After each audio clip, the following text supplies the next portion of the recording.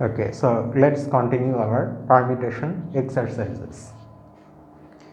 In this one, that is the 76th one, we are given two permutations beta and gamma in S4, the symmetric group of degree 4. And beta gamma and gamma beta are given, which are these two force cycles. Also, additionally, beta 1 is given, that is the value of beta at the input 1 is given, and that is 4. So we have to determine beta and gamma. So let's see what we can do.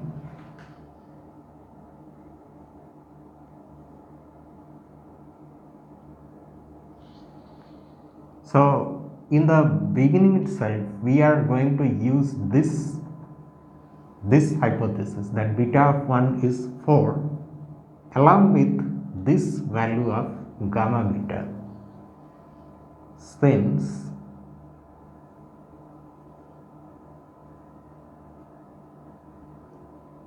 beta of 1 is 4 and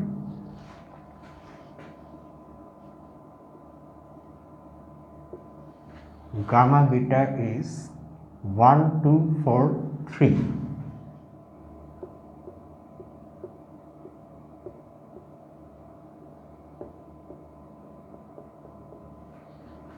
We have, so what we can do is that we can calculate gamma beta, the function gamma beta at 1, at the input 1. That is because gamma beta is given to be this concrete force cycle.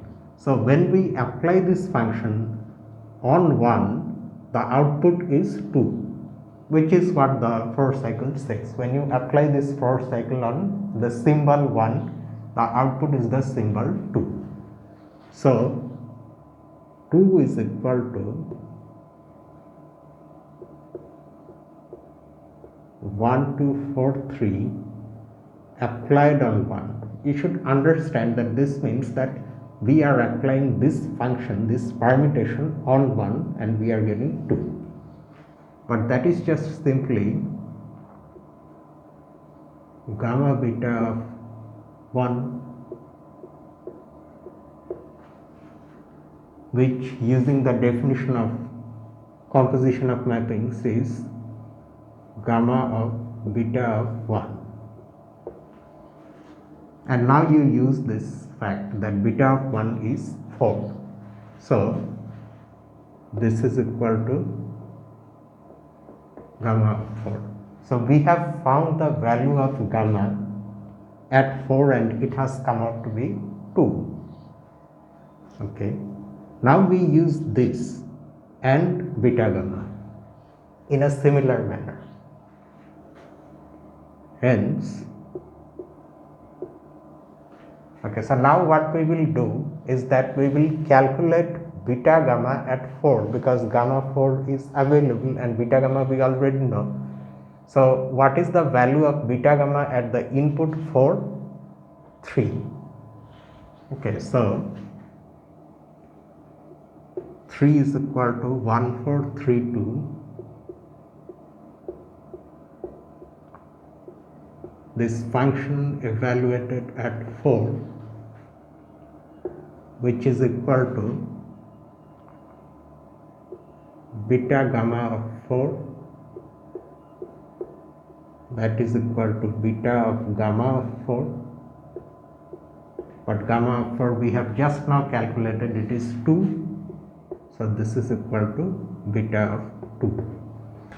So we have found beta of 2 and it is 3. Now using this beta value, we can then again use this second, we again do a calculation like the first part. This implies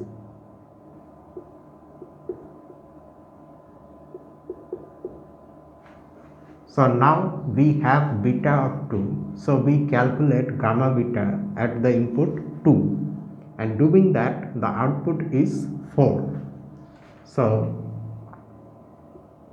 4 is equal to again 1, 2, 4, 3,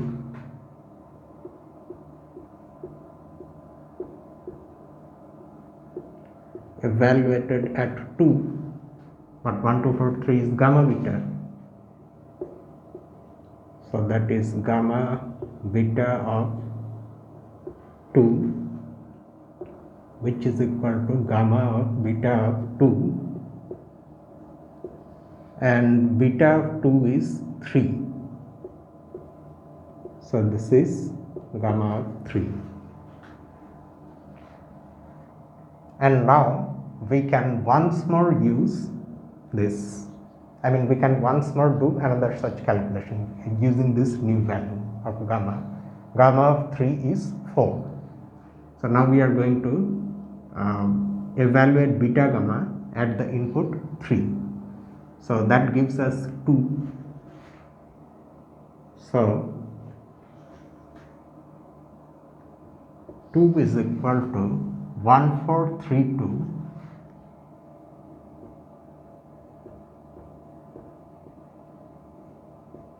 evaluated at 3, but that is beta gamma evaluated at 3, which is equal to beta of gamma of 3, and gamma of 3 is what? 4. Gamma of 3 is 4. So beta of 4. Okay, now we know what beta is actually entirely. Why? Because you see, you know the value of beta at 1, then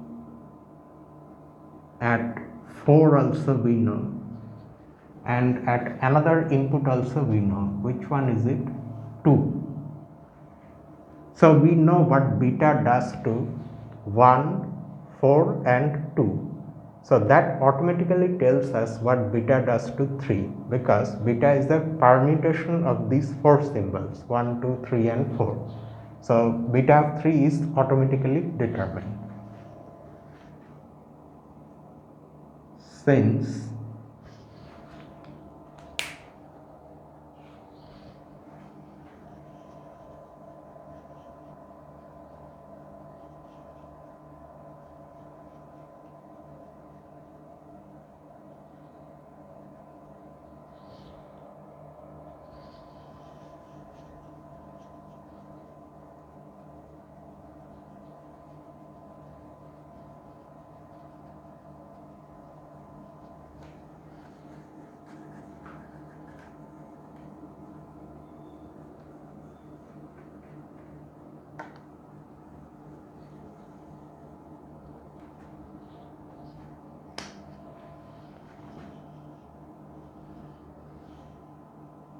beta belongs to S4, this implies, okay, so let us now try to see quickly what beta does to these symbols in one place. So beta of 1 is already given, it is 4. Then beta of 2 we have found it is 3. And beta of 4 we have calculated to be 2. So that means in order for beta to be a permutation of these symbols, beta of 3 must be equal to 1. So that's why we are now going to write this implies beta of 3 is equal to 1.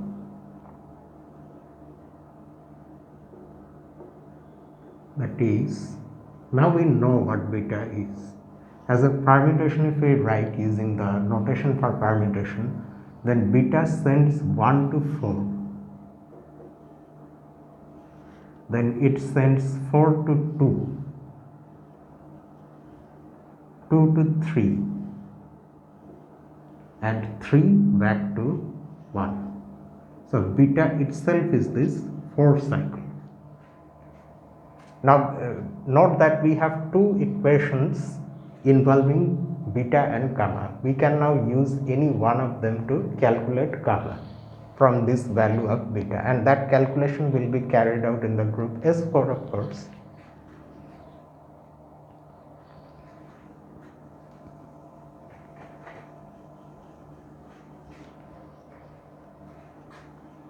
Thus, okay, so now what is given to us is, say we use the first one itself. So we go like this. Beta gamma is given to be 1432.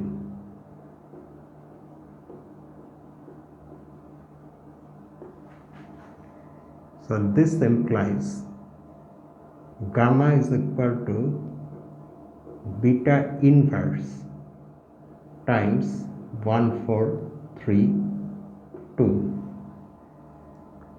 So we can just continue like this, and this is equal to, so what is beta inverse? We can write that directly from this one. Beta sends 1 to 4, so that means beta inverse will send 4 to 1. It will do the exact opposite. Okay, and then beta sends 3 to 1, so beta inverse will send 1 to 3. Beta sends 2 to 3, so beta inverse will send 3 to 2. And then we can put the brackets, but still let us see. Beta sends 4 to 2, so beta inverse is sending 2 to 4. Yes, so this is beta inverse times 1 4 3 2. Now we just have to calculate this product, and always while calculating this product, keep in mind that in this book you have to start from that side and gradually come towards the left. So this one sends 1 to 4, and then that 4 is sent back to 1 by this one. So that means this product does not change 1, it does not affect 1, so 1 will not appear. Next, 2 is sent to 1 by this one, and then that 1 is sent to 3 by this one. So 2 goes to 3. Then 3 goes to 2, and 2 goes to 4. So 3 goes to 4. 4 to 3, 3 to 2. So 4 goes back to 2. And that's just it, because 1 is unaffected. So this is our gamma. So that's where actually the exercise ends. But in order to see that we have really got the correct values, we can do something. We can directly calculate, well, beta gamma, of course, we believe that this calculation is correct. So beta gamma should be this only. But let us see what gamma beta turns out to be, because that is also given, no? So gamma beta, according to the values we have found, is this 2 3 4, and our beta is this 1 4 2 3, 1 4 2 3. So what does it give us? 1 is sent to 4 by this one, and then that 4 is sent to 2. So 1 goes to 2, 2 to 3, 3 to 4. So 2 to 4, 4 to 2, 2 to 3, 4 to 3, 3 to 1, and then this does not change 1. So 3 goes to 1. Is that the value that is given here? 1 2 4 3. Yes. So that means we are correct. The solution, however, ends here itself. This is just a small verification.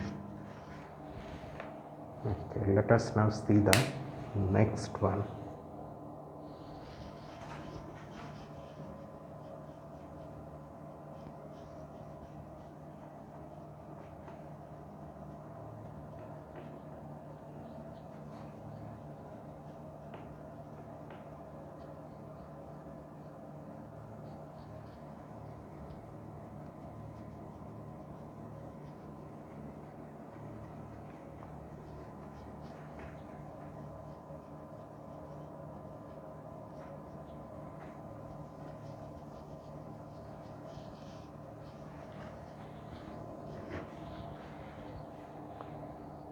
So the next one is this. The next one is an odd numbered exercise. So the solution is actually already given in the text. Why does the fact that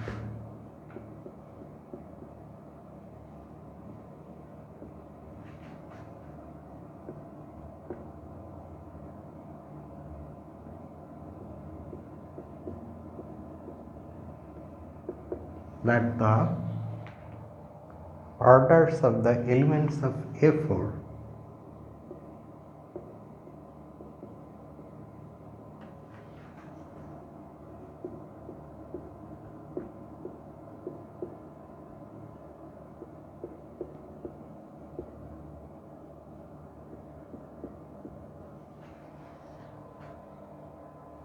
are 1, 2 and 3 imply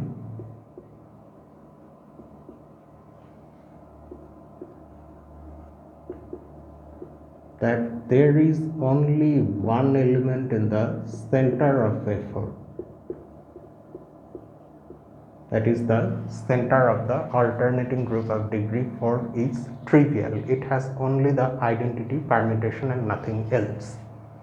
Now, how does this follow from this fact that every element in A4 has order either 1 or 2 or 3? So let's see.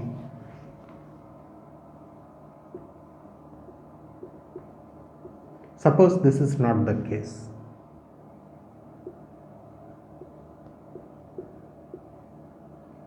Suppose that the center of A4 has more than one element. So we can choose one element which is different from the identity permutation, say alpha, be a central element in A4 that is not equal to the identity. Identity permutation in this text is being denoted by epsilon, so let me also write epsilon and not E.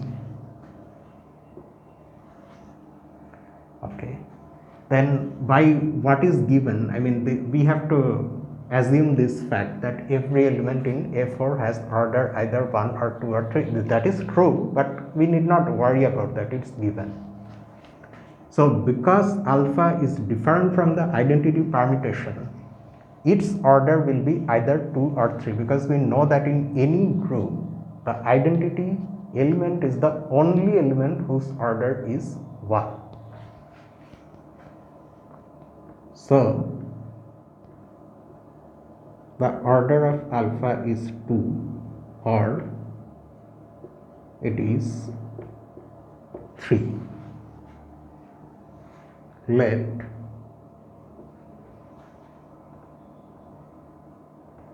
the order be 2 and let us see where we get from here, from this situation.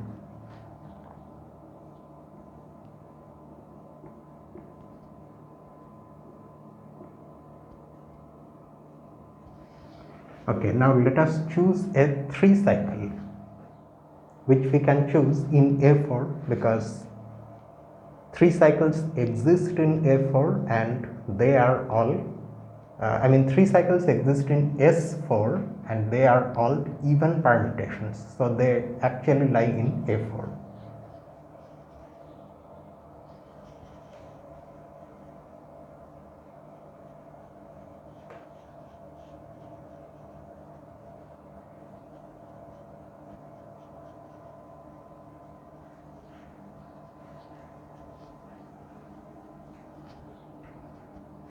Choose a 3 cycle beta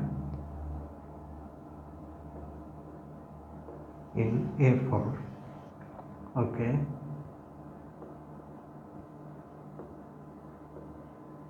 Note that now what will happen if we consider the 6th power of alpha beta? Note one thing, that although the group A4 is non-abelian, so in general two elements may not commute, but here alpha is a central element, it's coming from the center, so it will commute with every element, it will commute with beta, and that is why this power, using that fact that alpha and beta commute, becomes this. And that can be written using the rules of exponents that are there in any group like this.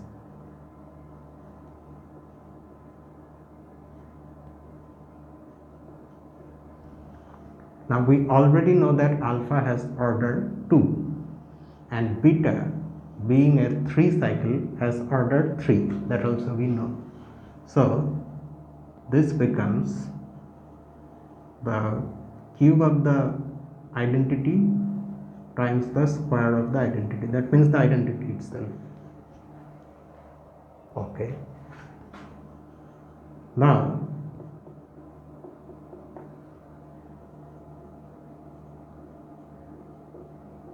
suppose that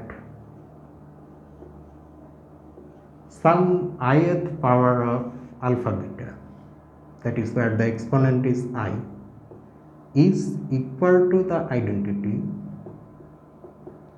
for some integer,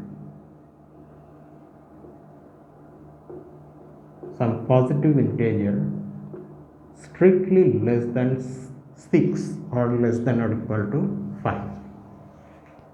Then just like how here we were able to take the exponent over both alpha and beta, here also it will be alpha to the power I times beta to the power I, and that if you manipulate it a little bit, you will get this. This implies, or let me just write so that everything is clear how things are coming. This or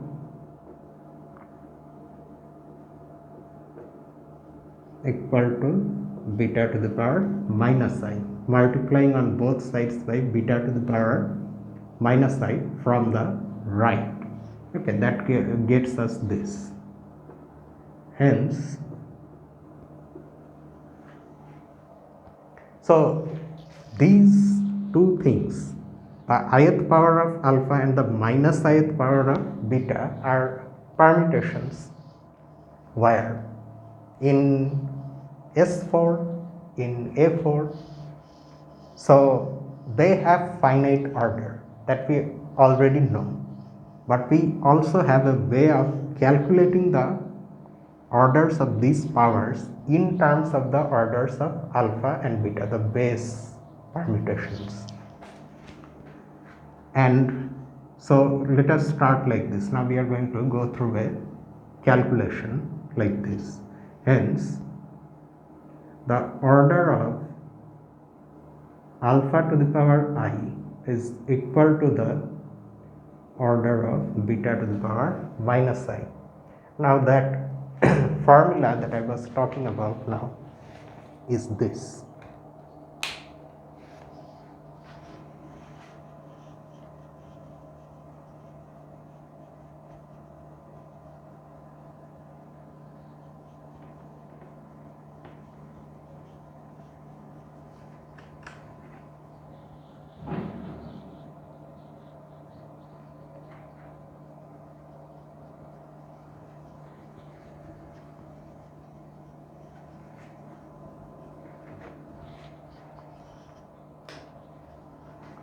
It is this. The left hand side equals the order of alpha divided by the greatest common divisor of the order of alpha and I. Okay, and here actually, in order to keep the exponent positive, we can do something a little, we can add one more line. Using the rules of exponents, you can consider this. Okay, so that the right hand side now becomes the order of beta inverse divided by the GCD of the order of beta inverse and I. Now we know that the orders of an element and its inverse are the same in a group. And okay, by the way, we already know this order. This order is 2 because we are under that case where the order of alpha is 2. So the left side is just simply this. And what about the right side? Because beta and beta inverse are supposed to have the same order, and beta is a 3 cycle, so its order is 3. So the order of beta inverse is also 3.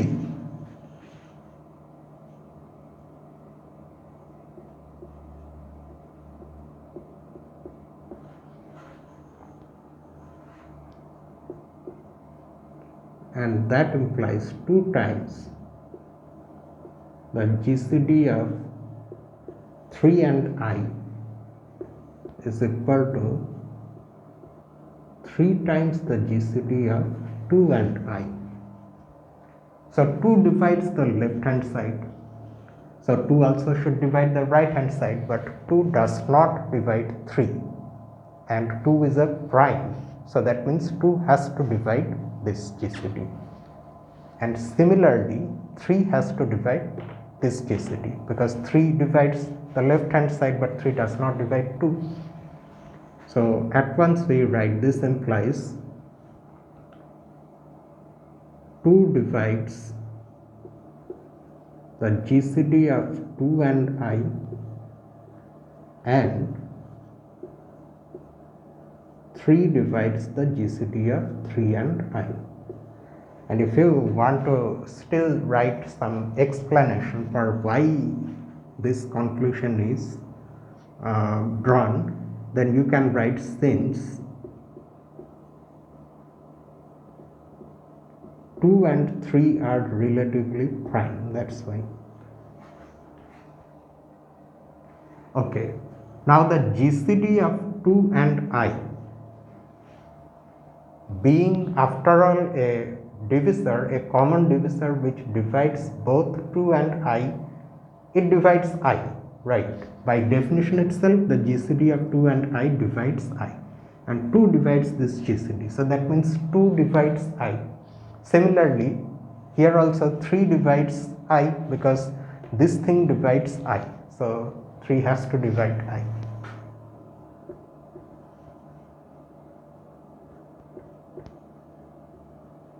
And 3 divides I. Okay. But then 6 divides I. Again, this is possible because 2 and 3 are relatively prime. So when you have two divisibility relations like this, where the divisors are relatively prime, then their product also divides that integer. Okay, so 6 divides I. Here also the reason is same, since although why we have this step, that is a little different matter than why we have this step. The results are different that we are applying here in these steps, but what we need in both of them is that fact that 2 and 3 are relatively prime.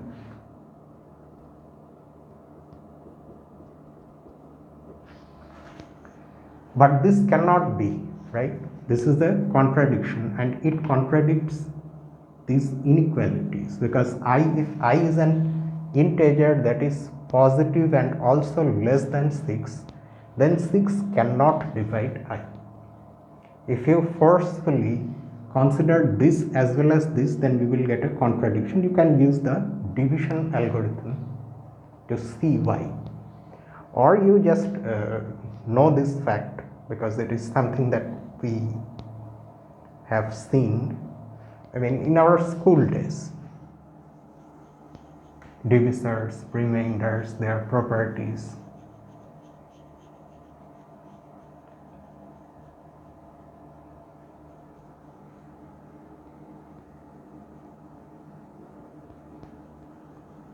So we have arrived at a contradiction. And what does this contradiction tell us? It tells us that our last supposition is wrong. But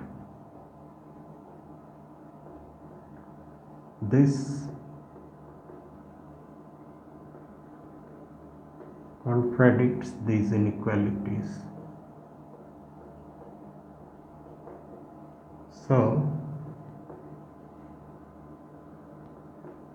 our last supposition is wrong, i.e.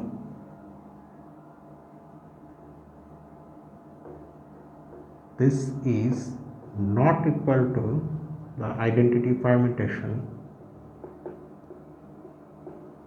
for all integers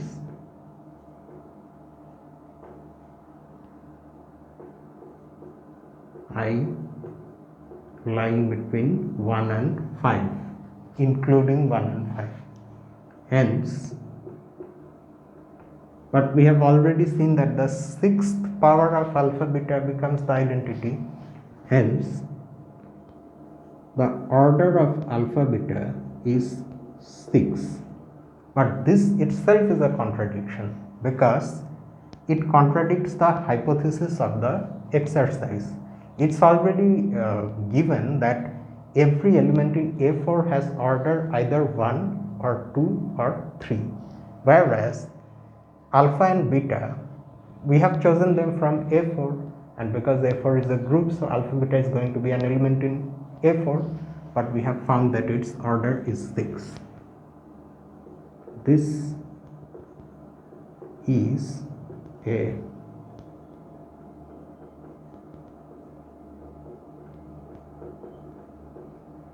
contradiction since alpha beta belongs to A4. So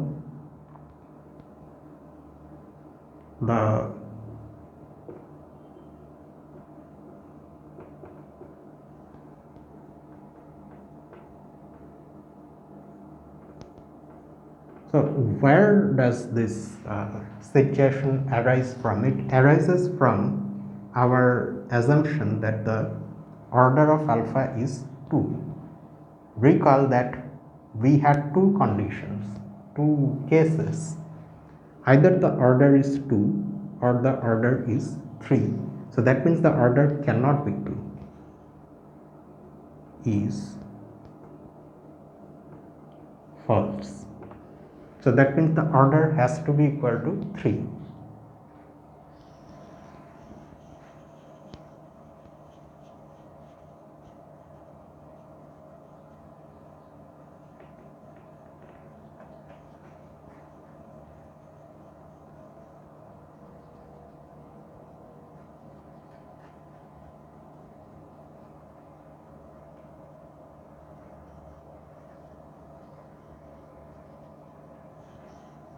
So the order has to be equal to 3.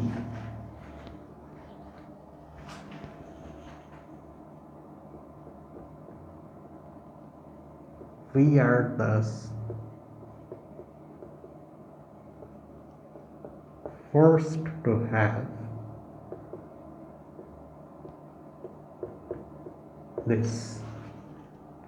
But then in this case, you can, I think, almost guess what we are going to do next in order to show that this is also not possible.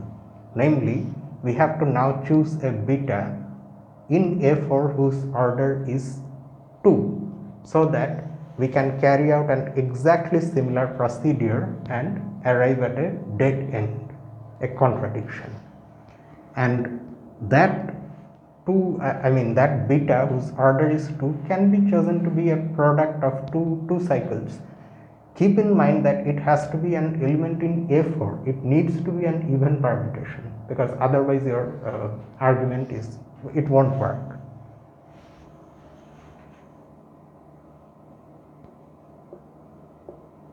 But then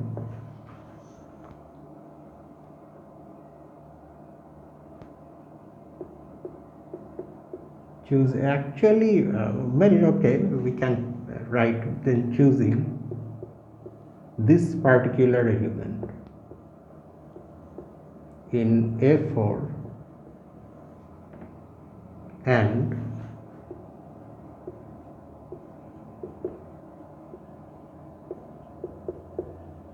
proceeding like above,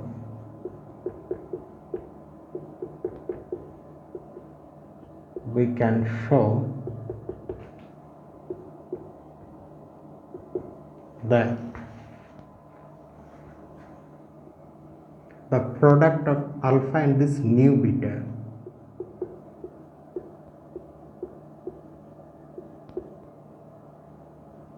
this is also an element of order 6, and of course it will be again an element in A4.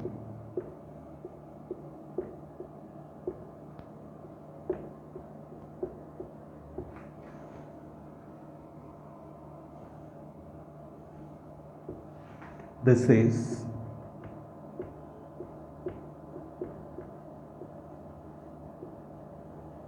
again a contradiction.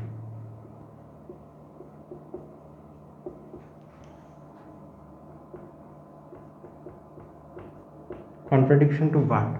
Again, that fact that in A4 every element has order either 1 or 2 or 3. So that means we have run out of options. So something is wrong. And what is that wrong thing? It is that such an alpha exists which is in the center of A4, and yet it's not equal to the identity permutation. So no such alpha can exist, and the existence of such an alpha that we have supposed itself stems from our supposition that the center of A4 is non-trivial, that it has something other than the identity. So that must be false. Thus, our first supposition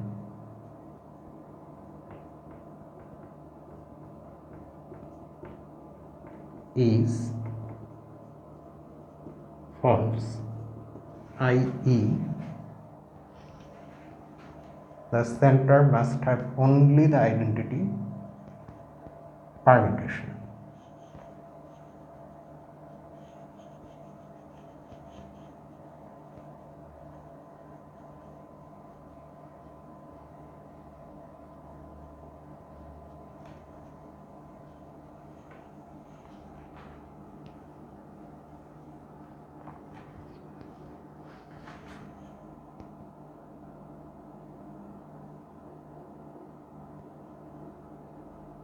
This must be equal to 1. So that's how this is a consequence of the hypothesis that every element in A4 has order less than or equal to 4. Less than or equal to 3.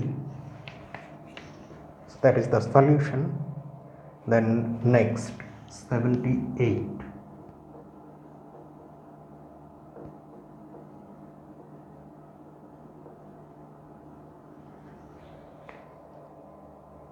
Find 5 subgroups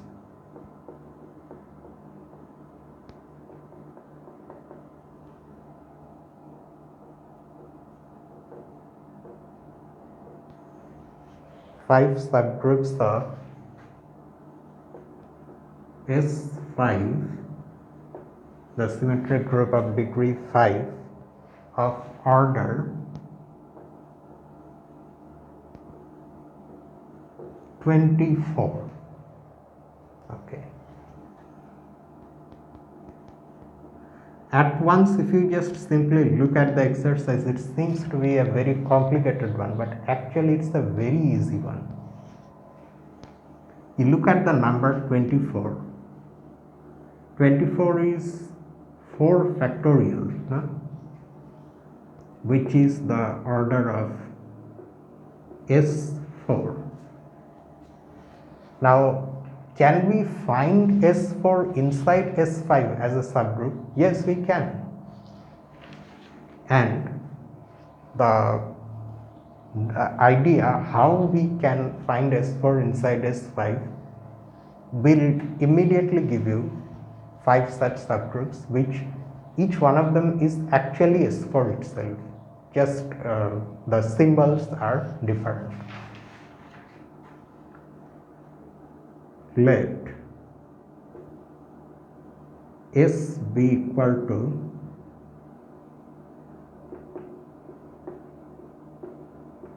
this set. Okay.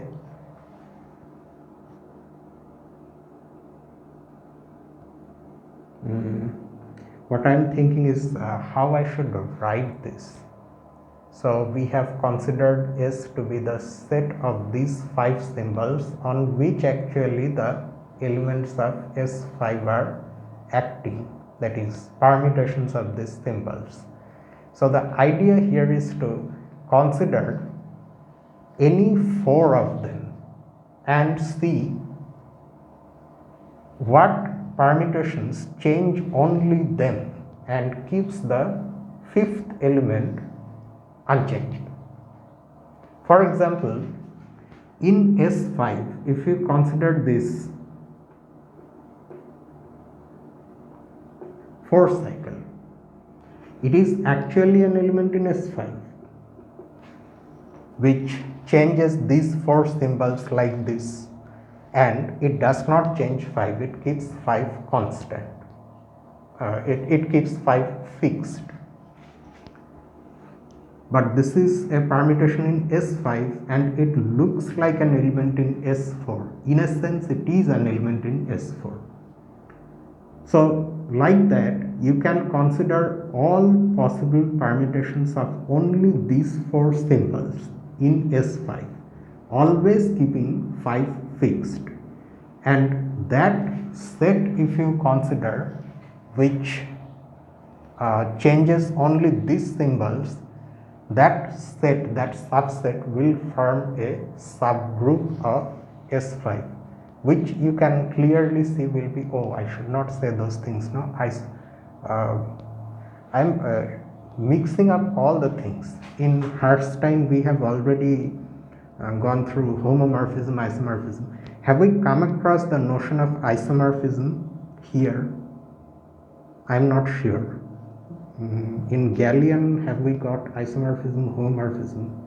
I'm not sure. But anyway, what we can say is that if we consider those permutations which change only these 4 symbols, then we get a subgroup of S5 which looks exactly like S4.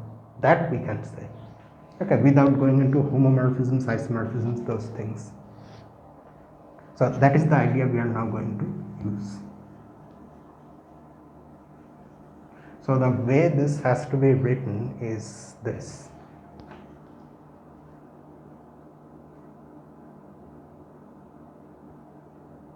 Consider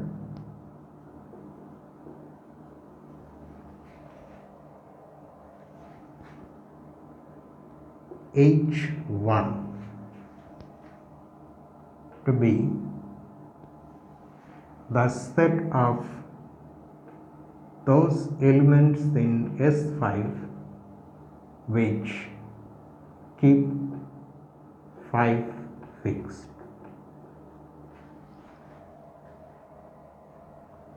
Clearly, the identity permutation in S5 belongs to H1. Why? Because it keeps everything fixed. It does not change any symbol. So in particular, it also does not change 5.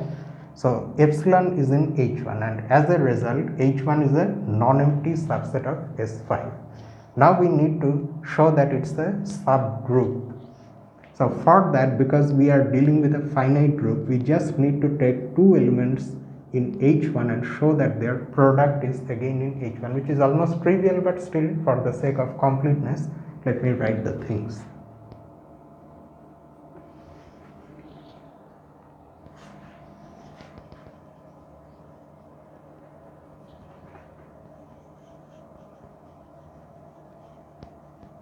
We are going through three books, no? Herstein, Lee and Gallian, so that's why I get confused.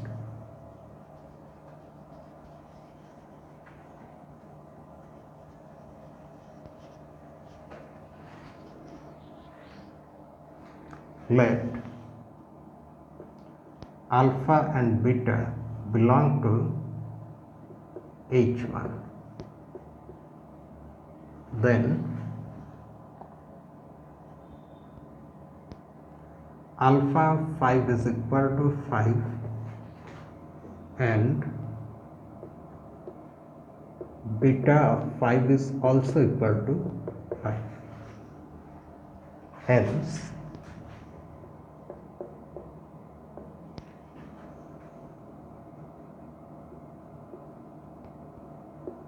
alpha beta 5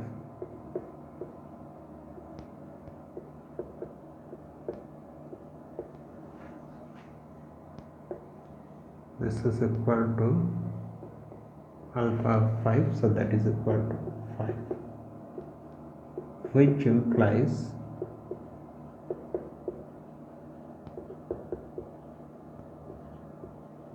alpha beta belongs to H1. Thus H1 is a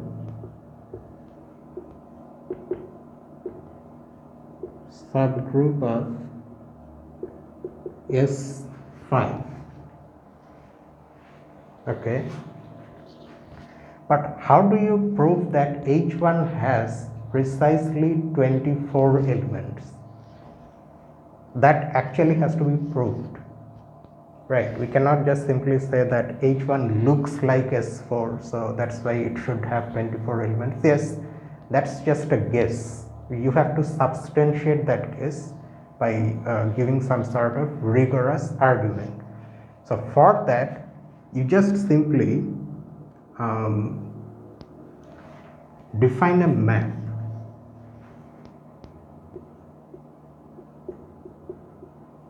Define the map or the function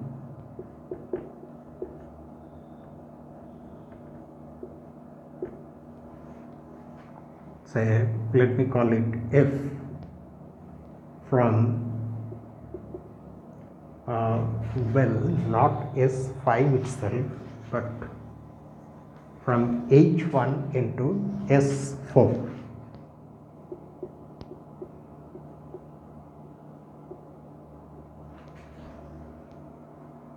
Given by,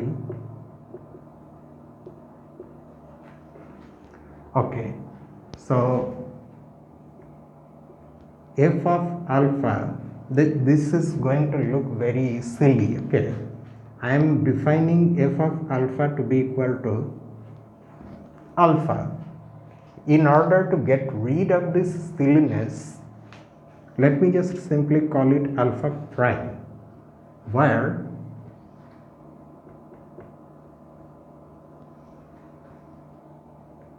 alpha prime is the restriction of alpha to this.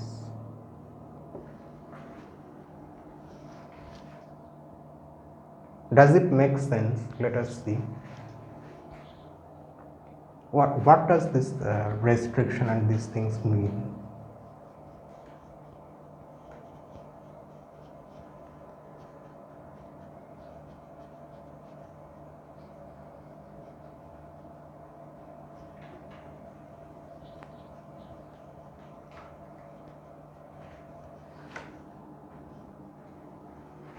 See, the thing here is this. I think it will be better if you see it in the form of a diagram. Say, this is our S5, and in that we have H1, and on this side we have S4. So you consider alpha here in H1. So that means alpha is a permutation of 5 symbols which actually changes the first 4 symbols 1, 2, 3 and 4 and keeps the 5th symbol fixed. So maybe alpha is this.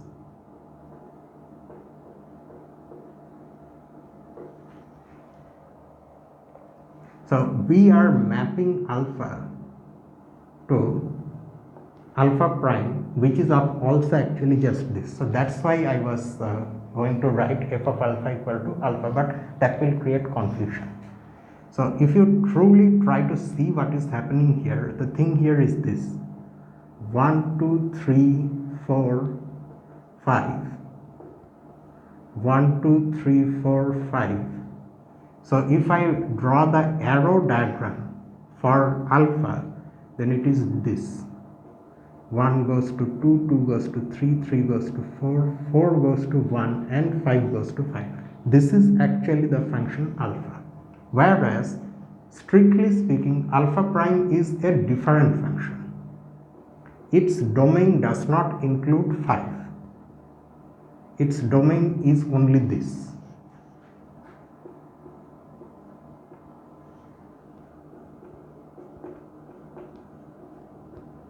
This is alpha prime, and we have mapped alpha onto alpha prime.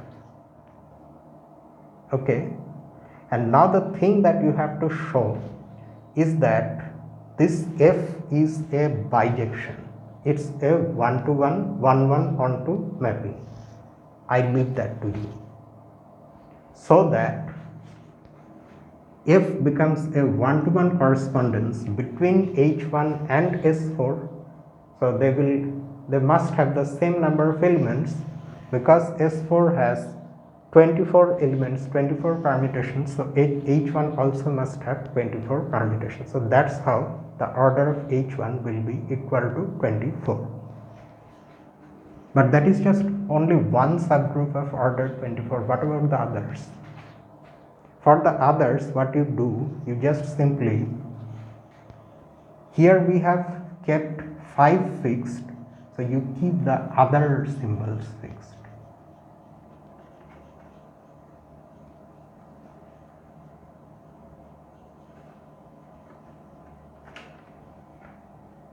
Keep in mind that this function f, I was again going to say something about homomorphism. No? Forget about homomorphisms.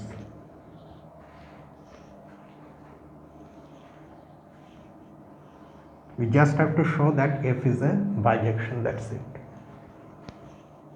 So this part you have to do.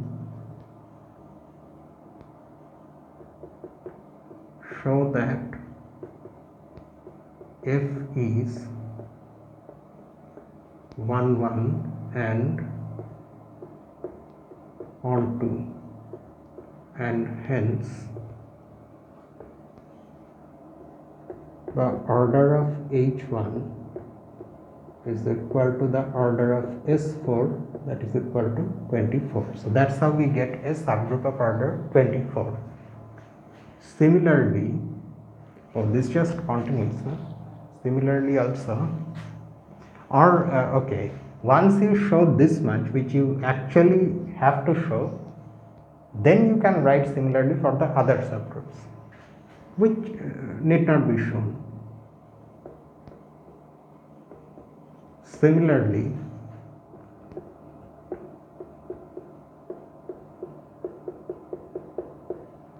the following 4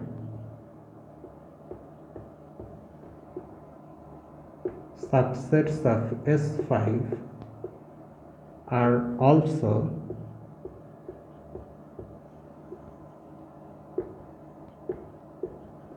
subgroups of S5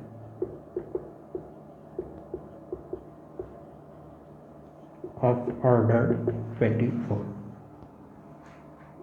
say H2. In H2 we consider those alphas that say keep 1 fixed. In H3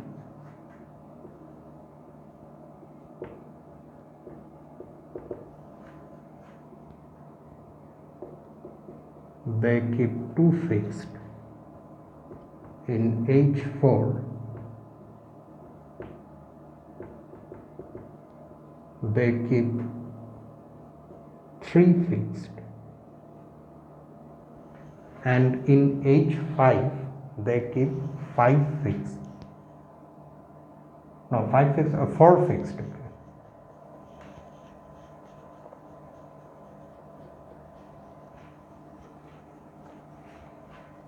Five fixed we have already had, that is H1.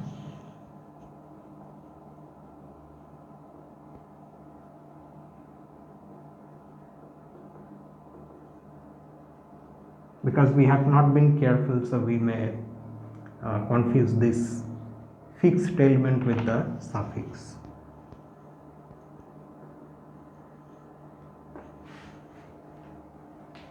And there is one last question also. How are these different subgroups? That also I leave to you, because it will not be very difficult to show that you can find, for example, a permutation. Say you choose H3. Okay. You can very easily find a permutation that changes all the 5 symbols except 3. Except 2. See, again I was getting confused. Except 2, and one such permutation is this: 1, 2, 3. No, 2 will not appear. Say 1, 4, 3, 5. Okay. So this is a permutation that changes all the other symbols except 2. So it belongs to H3, but note that it does not belong to any of the other subgroups. Why? Because it changes all the other symbols. So that's how you can create one such element or permutation which belongs to just one HI and not the other HJs. So that way you can clearly see that they are all different. So this part only you have to show. Okay, so that will conclude the solution. And there is a similar one which I will be brief about this. The next one,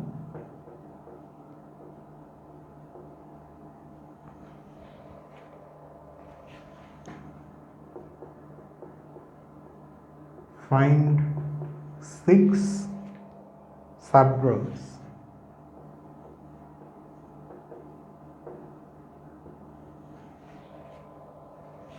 of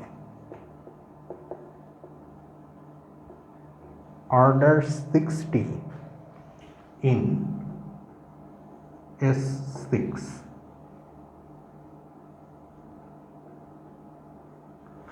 What is 60?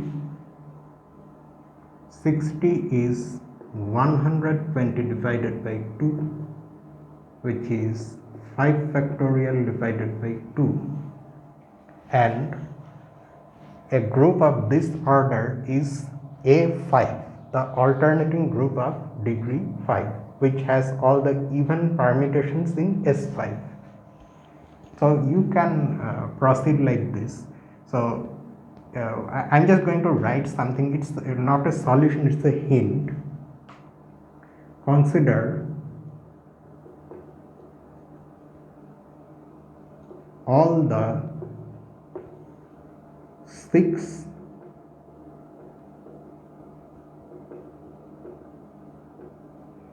subgroups of S6 that are like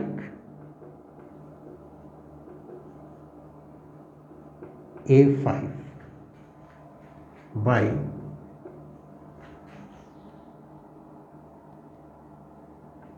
considering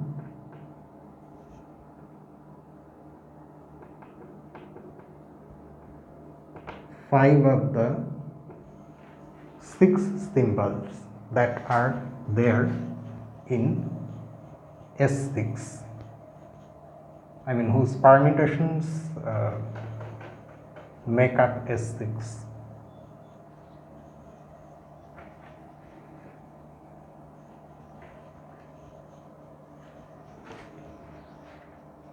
Of the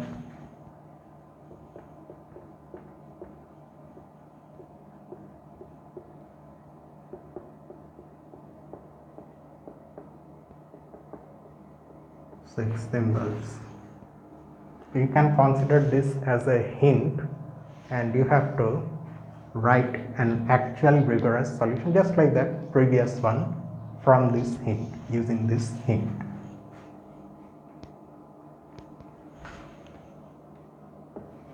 And let me just conclude the video here itself. A few more are left in this set of exercises, which we will complete in, say, I don't know whether in the next video, but in the next 2 videos it will be over. So that's just it for tonight. I wrap things up here itself, and tomorrow we again of course are going to do analysis, where we are going through the proof of Fubini's theorem, and tomorrow we are going to complete it. And then we will see, after the proof is completed, we will then see that just like we so far have, I mean I'm going to talk a little bit about what we are doing in analysis right now. We have seen the notion of a sum over an infinite set, over a countable set, right? And the notion of absolute convergence of such a sum. So we are going to see a characterization of that absolute convergence which is slightly different from the actual definition itself, and that will come after the proof of Fubini's theorem is over.